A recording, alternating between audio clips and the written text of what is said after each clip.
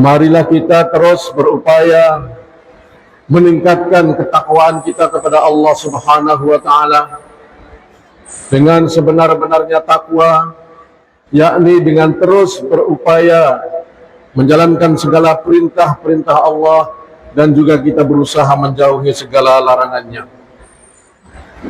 Jamaah Jumat rahimakumullah, tepat hari ini tanggal 27 Juni bertepatan dengan 1 Muharram 1447 Hijriah. Artinya kita umat Islam mulai hari ini memasuki tahun baru lagi. Dan tidak disangka juga tahun baru Islam kali ini bertepatan pula dengan Hari Keluarga Nasional yang biasa jatuh pada tanggal 29 Juni, di mana bangsa Indonesia, keluarga-keluarga Indonesia pada tanggal itu juga merayakan Hari Keluarga Nasional. Itulah sebabnya pada kesempatan kali ini kami ingin menyampaikan khutbah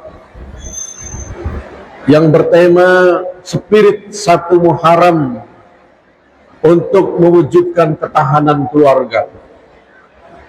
Kalau kita hayati ayat yang saya sampaikan di awal, ada di dalam surat Al-Hasyr.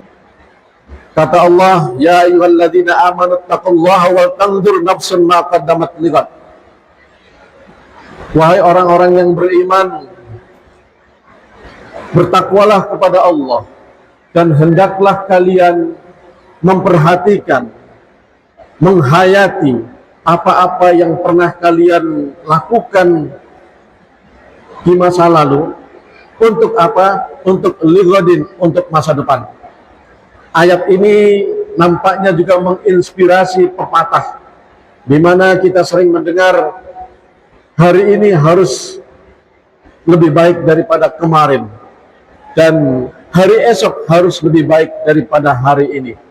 Itulah nafas daripada ayat ini, adalah kita dianjurkan oleh Allah.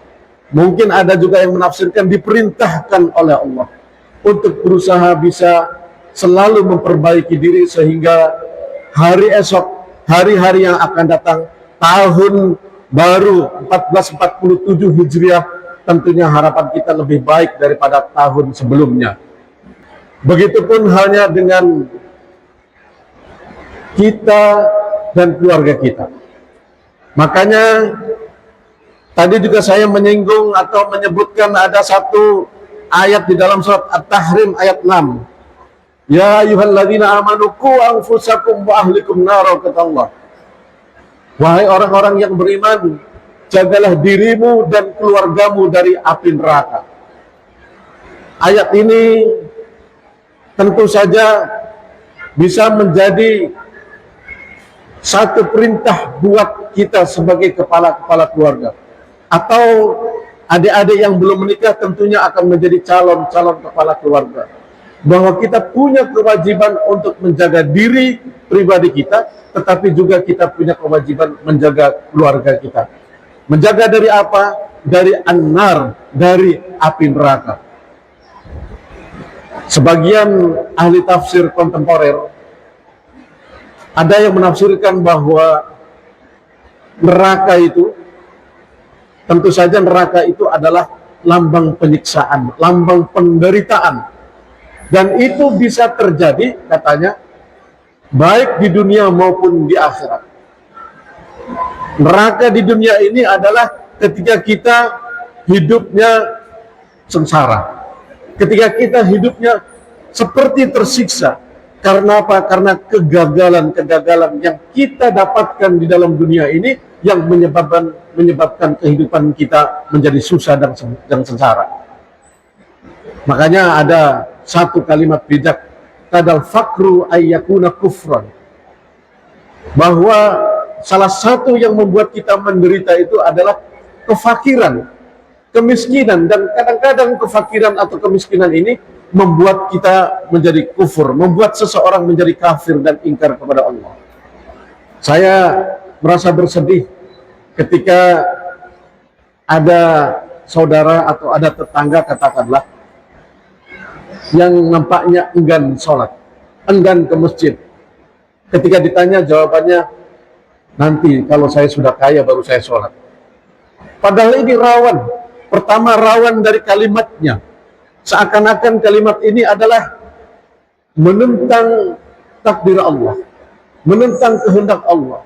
Yang kedua, tentu saja dari kalimat ini menjadikan spirit dia malas betul dan enggan untuk beribadah kepada Allah. Padahal harusnya dibalik, ya. Walaupun tujuan sholat yang hakiki yang sebenarnya bukanlah untuk memperoleh kekayaan duniawi. Tujuan sholat yang kita laksanakan adalah kita untuk meraih ridha Allah, meraih kecintaan Allah, meraih rahmat Allah. Dan ketika Allah itu memberi rahmat kepada kita, ridho kepada kita, maka insya Allah kehidupan kita menjadi lebih baik, baik fid dunya maupun fil akhirah. Nah, kalau dibalik, seandainya ada yang punya niat sholatnya untuk meraih kesuksesan duniawi, maka sebaiknya kita harus rajin sholat supaya sukses dunia kita.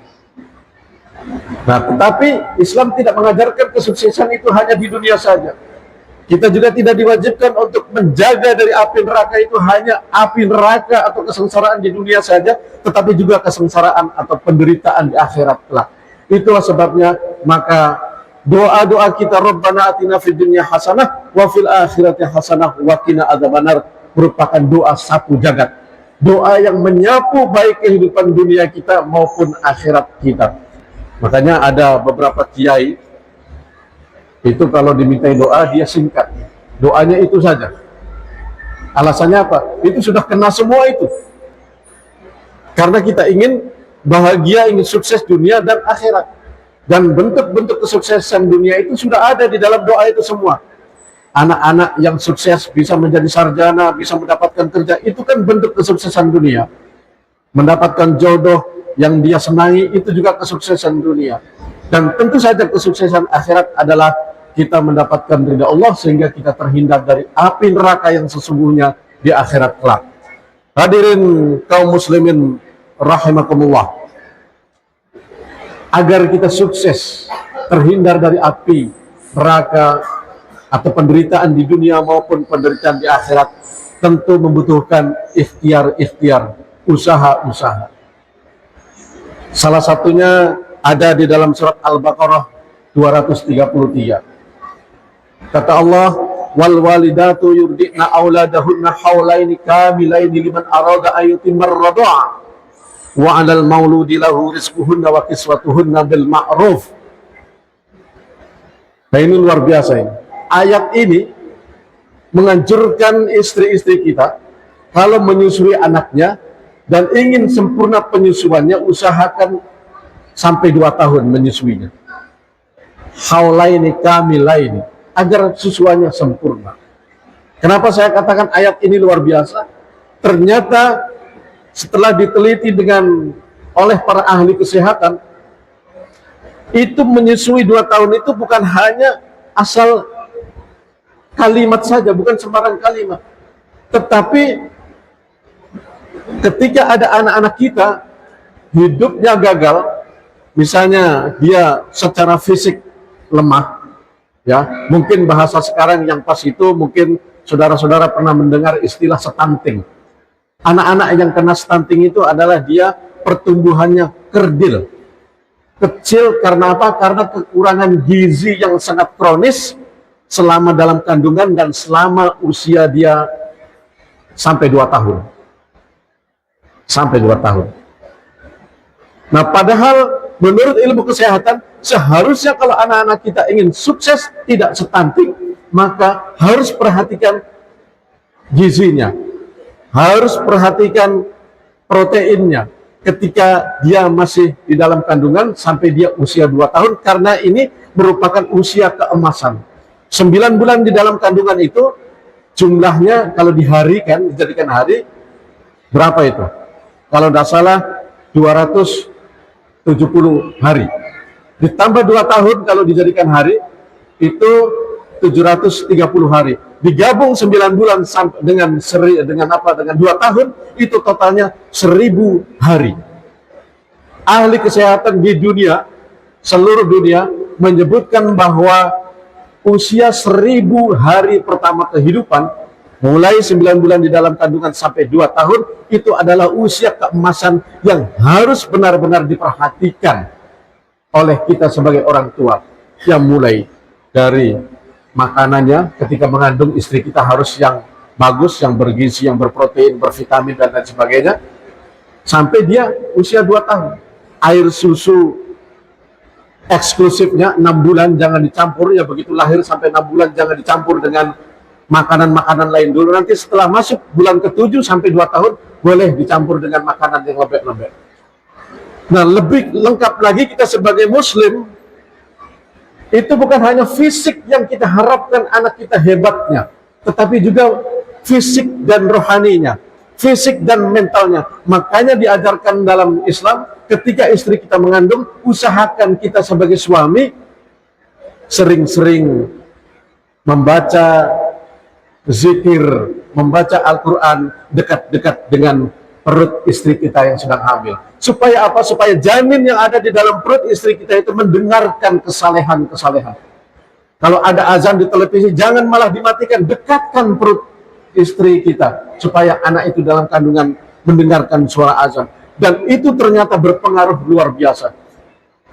Maka hebatlah konsep kita ini, kalau kita juga ikut anjuran kesehatan, beri makanan bergizi, kita juga ikut ajaran kita beri didikan anak-anak kita sejak dalam kandungan, lebih-lebih setelah lahir. Kemudian kelanjutan dari ayat ini, untuk menciptakan generasi kita yang berkualitas, karena tujuan berkeluarga itu, tujuan utamanya adalah mempunyai keturunan, dan tentu kita tidak ingin punya keturunan yang lemah. Apa kata Allah? Wa 'alal mauludi lahu rizquhunna wa kiswatuhunna bil ma'ruf.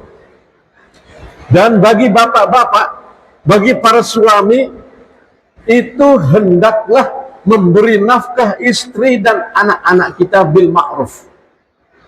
Beri makanannya, belikan pakaiannya, belikan kebutuhannya bil ma'ruf, dengan baik. Berikan nafkah keluarga kita dengan rezeki yang halal.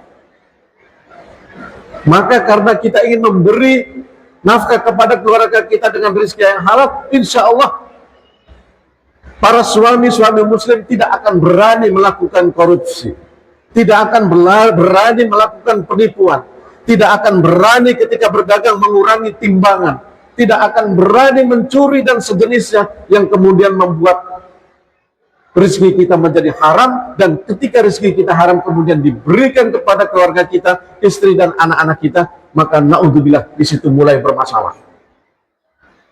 Bisa saja fisiknya sehat karena makanan tadi bergizi, berprotein dan lain sebagainya, tetapi karena sumber mencari rezekinya adalah sumber yang haram, yang dilarang oleh Allah, kemudian mentalnya menjadi rusak. Badannya besar tetapi menjadi rampok, badannya besar, otaknya cerdas tetapi menjadi koruptor, badannya kekar luar biasa tetapi menjadi penjahat dan lain sebagainya. Itulah sebabnya penting buat kita semua untuk, ya, pada momen tahun baru Islam ini, begitu juga 2 hari ke depan kita menemukan atau mendapatkan momen hari keluarga. Mari kita benahi, kita perbaiki keluarga kita, mulai dari hal-hal yang kecil sampai kepada hal-hal yang besar. Dan sebelum menutup khutbah ini, juga ada hal yang menarik, karena ada salah satu hadis Rasulullah yang menyampaikan, ridallahu fi ridol walidain. Ridhonya Allah itu terletak pada ridhonya orang tua. Ketika kita ingin sukses, maka jangan lalaikan kita berbakti, berbuat baik kepada orang tua. Banyak teman-teman kita, saudara kita, kesuksesannya itu ternyata dari hal yang dianggap orang lain kelihatannya tidak penting, tetapi itu hebat. Dia berbakti sama orang tuanya sejak remaja, sukses hidupnya. Ada cerita seorang direktur, sudah jadi direktur, kemudian dia karena orang tuanya sakit, dia minta berhenti jadi direktur, ingin ngurus orang tuanya. Orang tuanya sehat, dia menjadi lebih sukses lagi. Inilah yang dapat kami sampaikan. mudah-mudahan dapat kita pahami semua. Insya Allah mari kita benahi keluarga kita sedikit demi sedikit, step by step. Mudah-mudahan ke depan menjadi keluarga yang sakinah, mawaddah warahmah, dan bisa menghasilkan generasi-generasi penerus bangsa yang lebih baik, yang lebih berkualitas. Barakallahu li wa lakum fil Qur'anil azim wa nafa'ani wa iyyakum bima fihi minal ayati wa dzikril hakim wa taqabbal minni wa minkum tilawatahu innahu huwas samiul basir.